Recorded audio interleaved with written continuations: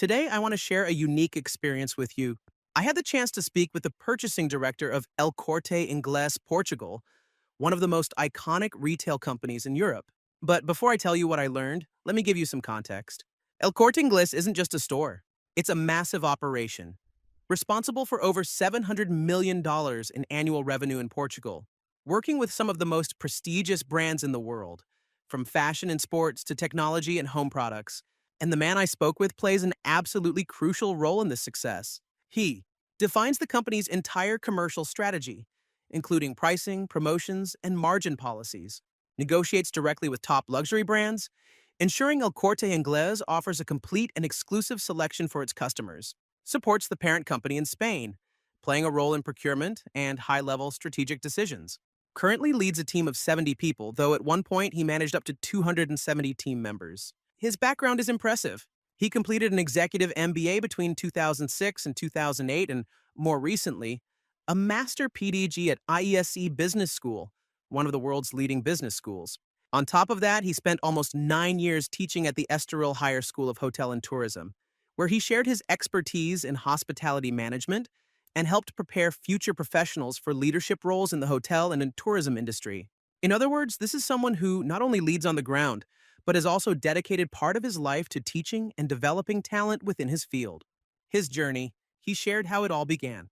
His academic foundation was in hotel and tourism management, and he started his career working for luxury chains like Four Seasons and Sheraton. When he joined El Corte Inglés, his first mission was to create and develop the entire food and beverage division of the company in Portugal. He did such an outstanding job that in 2009 he was promoted to purchasing director, one of the most strategic and influential positions in the retail industry. This was a turning point. Suddenly, he became responsible for every business area: fashion, sports, technology, home decor, and much more. Industries he had never worked in before. It was a massive leap, requiring not just expertise but vision and courage. Lesson 1: Leadership is about serving, not controlling. He told me that leadership is the greatest challenge of all. Leading a team is not about giving orders. It's about inspiring, listening, and empowering others to succeed. Leadership is not about control. It's about creating the right conditions for your team to shine. At one point, he managed 270 people, and today he directly leads a team of 70. The key, he said, is giving people autonomy, but also holding them accountable for their results. Lesson 2: Make decisions with clarity. A core part of his role is decision making. Many leaders rush decisions based on incomplete information. But he believes in analyzing deeply, reflecting carefully, and only then making the call, even under pressure. A well-prepared decision is always better than a fast one. If you're finding these lessons valuable so far, take a moment to like this video and subscribe to the channel. Here at Freenomics, we share real stories, powerful insights, and strategies to help you build freedom step by step. Hit the bell icon so you don't miss the next lesson. Lesson 3: Negotiation is about partnerships, not battles. Negotiating with international luxury brands goes far beyond price. It's about creating value for both sides and building partnerships that last. A good negotiation doesn't end when you sign the contract. That's when it truly begins. He always looks at the long-term impact, not just the immediate profit. Lesson 4: Think long-term, personally and professionally. During our conversation, he emphasized the importance of long-term thinking, both personally and for business. Personally, everyone should use part of their income to build financial independence through consistent investing. The opportunity you ignore today could be the breakthrough that changes your future tomorrow. For businesses, companies shouldn't focus only on short-term profits, but also on sustainability and legacy, ensuring they remain strong for decades to come. A company's true success is measured not by its profits today, but by its relevance decades from now. Lesson 5: Embrace growth and opportunity. When I asked him about life advice, he was very clear. Focus on opportunities and growth, not just problems. Treat each day as a chance to improve and be better than yesterday. Stay true to yourself, to your values, and to your mission. Never give up. Be resilient and decisive in your pursuit of happiness.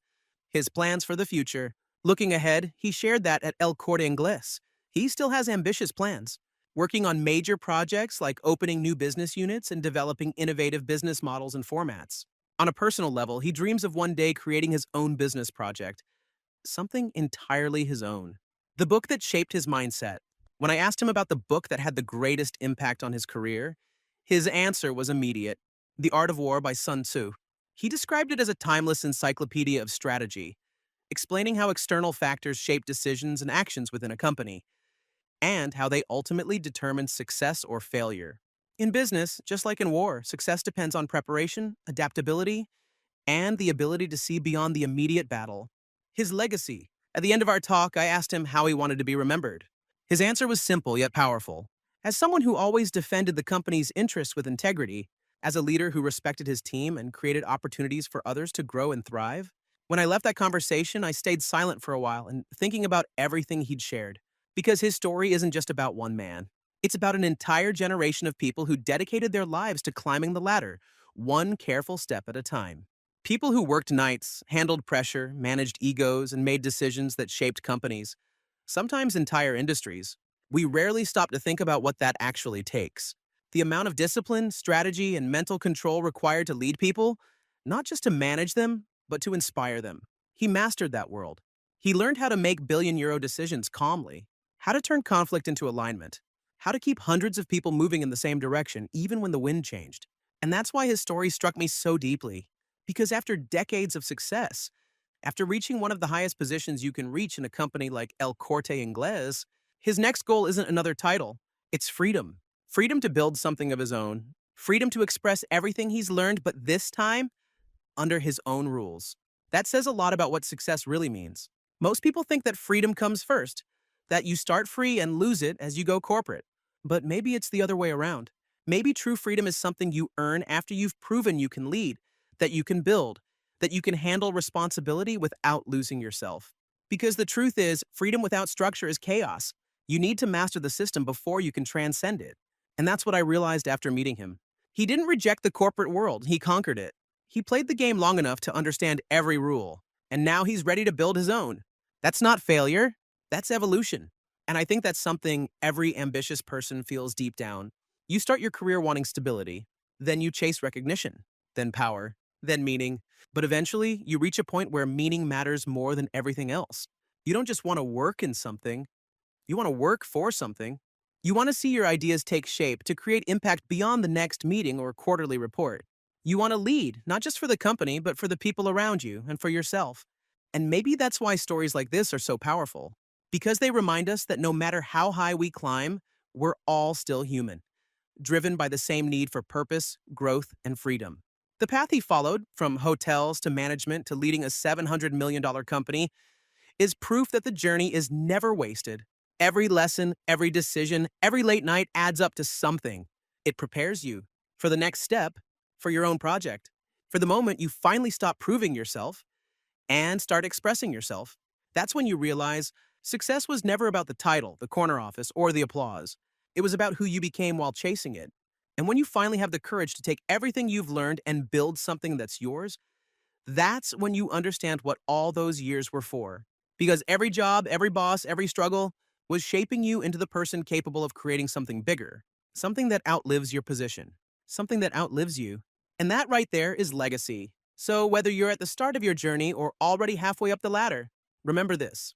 The system isn't your enemy. It's your teacher. Learn from it. Master it. And when the time is right, use everything it taught you to build your own path.